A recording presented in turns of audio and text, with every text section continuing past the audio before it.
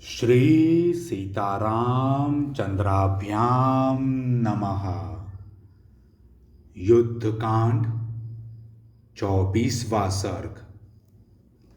श्री राम का लक्ष्मण से लंका की शोभा का वर्णन करके सेना को व्यूहबद्ध खड़ी होने के लिए आदेश देना। श्री राम की आज्ञा से बंधन मुक्त हुए शुक का रावण के पास जाकर उनकी सैन्य शक्ति की प्रबलता बताना तथा रावण का अपने बल की डींग हाँकना। सुग्रीव ने उस वीर वानर सेना की यथोचित व्यवस्था की थी। उनके कारण वह वैसी ही शोभा पाती थी जैसे चंद्रमा और शुभ नक्षत्रों से युक्त शरत काल की पूर्णिमा सुशोभित हो रही हो। वह विशाल सैन्य समूह समुद्र के समान जान पड़ता था। उसके भार से दबी हुई वसुधा भयभीत हो उठी और उसके वेग से डोलने लगी। तदंतर वानरों ने लंका में महान कोलाहल सुना, जो भेरी और मृदंग के गंभीर घोष से मिलकर बड़ा ही भयंकर और रोमांचकारी जान पड़ता था। उस तुमुलनाद को सुनकर वानर यूथपति हर्ष और उत्साह में भर गए और उसे न सह सकने के कारण उससे भी बढ़कर जोर जोर से गर्जना करने लगे। राक्षसों ने वानरों की वह गर्जना सुनी, जो दर्प में भरकर सिंहनाद कर रहे थे। उनकी आवाज आकाश में मेघों की गर्जना के समान जान पड़ती थी। दशरथ नंदन श्री राम ने विचित्र ध्वजा पताकाओं से सुशोभित लंकापुरी को देखकर व्यथित चित्त से मन ही मन सीता का स्मरण किया। वे भीतर ही भीतर कहने लगे, हाय, यही वह मृगलोचना सीता रावण की कैद में पड़ी हैं। उसकी दशा मंगल ग्रह से आक्रांत हुई रोहिणी के समान हो रही है। मन ही मन ऐसा कहकर वीर श्री राम गरम गरम लंबी सांस खींचकर लक्ष्मण की ओर देखते हुए अपने लिए समयानुकूल हितकर वचन बोले, लक्ष्मण, इस लंका की ओर तो देखो। यह अपनी ऊंचाई से आकाश में रेखा खींचती हुई सी जान पड़ती है। जान पड़ता है पूर्व काल में विश्वकर्मा ने अपने मन से ही इस पर्वत शिखर पर लंकापुरी का निर्माण किया है। पूर्व काल में यह पुरी अनेक शतमंजिले मकानों से भरी पुरी बनाई गई थी। इसके श्वेत एवं सघन विमानाकार भवनों से भगवान विष्णु के चरण स्थापन का स्थानभूत आकाश आच्छादित सा हो गया। फूलों से भरे हुए चैत्र रथ वन के सदृश सुंदर काननों से लंकापुरी सुशोभित हो रही है। उन काननों में नाना प्रकार के पक्षी कलरव कर रहे हैं तथा फलों और फूलों की प्राप्ति कराने के कारण वे बड़े सुंदर जान पड़ते हैं। देखो, यह शीतल सुखद वायु इन वनों को, जिनमें मतवाले पक्षी चहचहा रहे हैं, भंवरे पत्तों और फूलों में लीन हो रहे हैं तथा जिनके प्रत्येक खंड कोकिलों के समूह एवं संगीत से व्याप्त हैं, बारंबार कंपित कर रहा है। दशरथ नंदन भगवान श्री राम ने लक्ष्मण से ऐसा कहा और युद्ध के शास्त्रीय नियमानुसार सेना का विभाग किया। उस समय श्री राम ने वानर सैनिकों को यह आदेश दिया, इस विशाल सेना में से अपनी सेना को साथ लेकर दुर्जय एवं पराक्रमी वीर अंगद नील के साथ वानर सेना के पुरुष व्यूह में हृदय के स्थान में स्थित हों। इसी तरह ऋषभ नामक वानर कपियों के समुदाय से घिरे रहकर इस वानर वाहिनी के दाहिने पार्श्व में खड़े रहें। जो गंध हस्ती के समान दुर्जय एवं वेगशाली हैं, वे कपि श्रेष्ठ गंधमादन वानर वाहिनी के वाम पार्श्व में खड़े हों।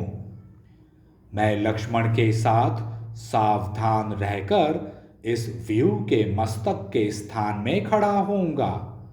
जांबवान, सुषेण और वानर वेगदर्शी, ये 3 महामनस्वी वीर जो रीछों की सेना के प्रधान हैं, वे सैन्य व्यूह के कुक्षी भाग की रक्षा करें।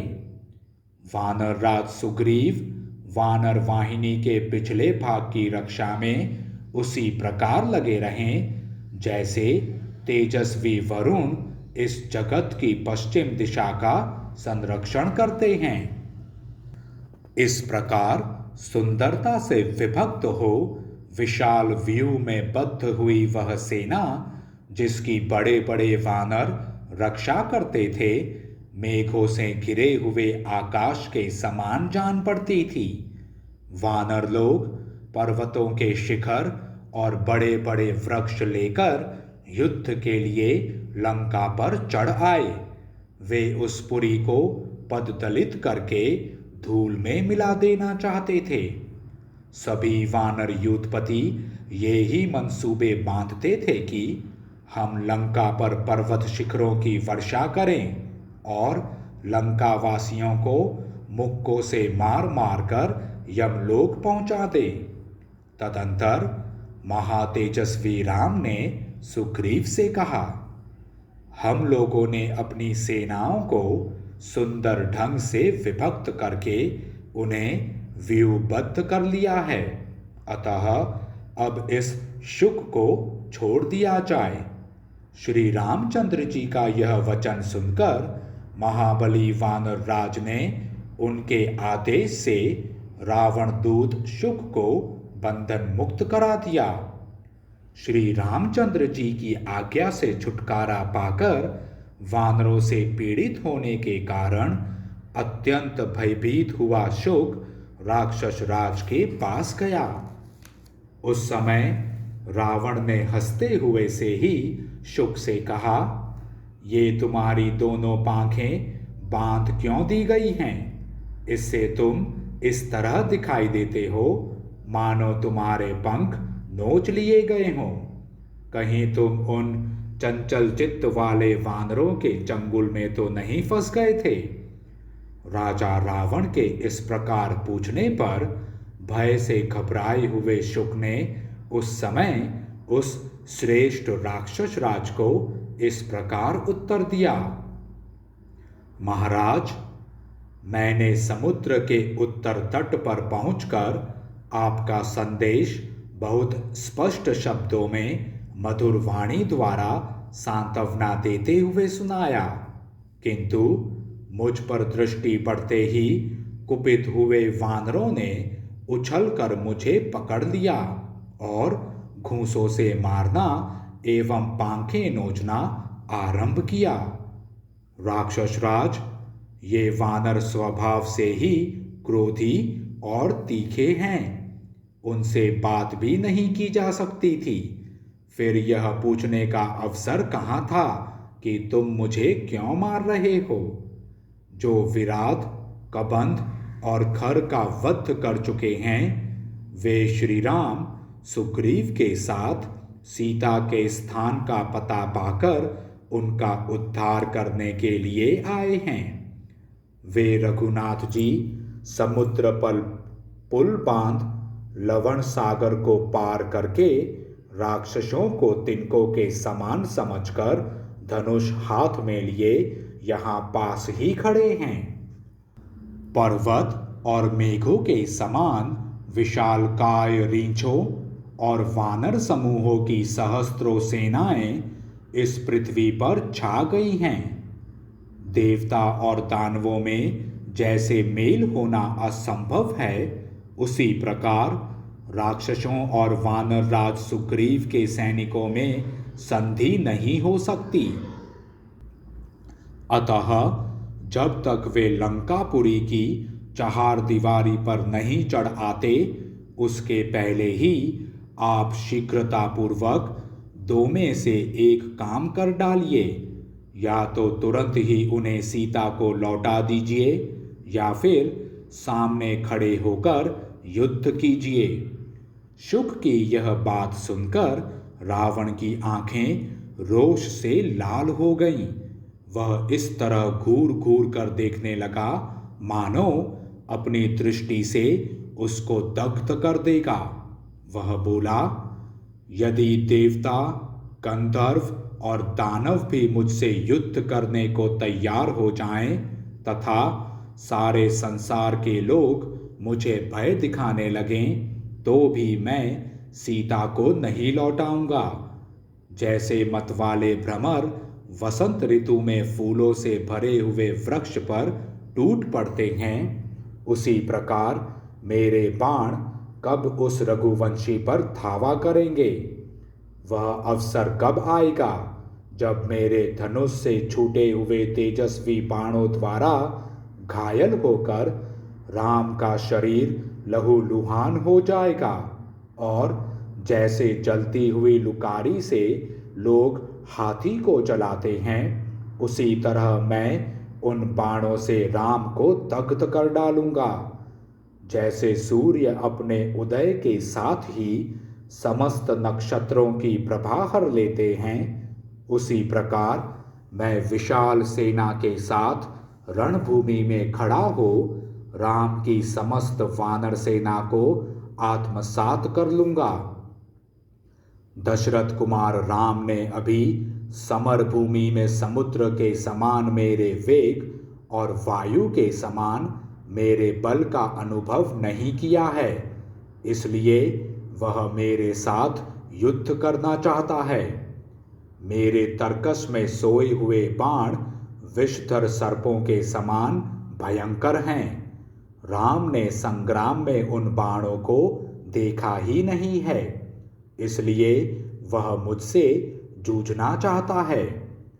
पहले कभी युद्ध में राम का मेरे बल पराक्रम से पाला नहीं पड़ा है, इसीलिए वह मेरे साथ लड़ने का हौसला रखता है। मेरा धनुष एक सुंदर वीणा है जो बाणों के कोनों से बजाई जाती है। उसकी प्रत्यंचा से जो टंकार ध्वनि उठती है, वही उसकी भयंकर स्वर लहरी है। आर्तों की चित्कार और पुकार ही उस पर उच्च स्वर से गाया जाने वाला गीत है। नाराजों को छोड़ते समय जो चट्ट चट्ट शब्द होता है, वही मानो हथेली पर दिया जाने वाला ताल है। बहती हुई नदी के समान जो शत्रुओं की वाहिनी है, वही मानो उस संगीत उत्सव के लिए विशाल रंगभूमि है। मैं सम्रांगण में उस रंगभूमि के भीतर प्रवेश करके अपनी वह भयंकर वीणा बजाऊंगा। यदि महासमर में सहस्त्र नेत्रधारी इंद्र अथवा साक्षात वरुण या स्वयं महाराज या स्वयं यमराज अथवा मेरे बड़े भाई कुबेर ही आ जाएं, तो वे भी अपनी बाणाग्नि से मुझे पराजित नहीं कर सकते। इस प्रकार श्री वाल्मीकि निर्मित आर्ष रामायण आदि काव्य के युद्ध कांड में 24वां सर्ग पूरा हुआ।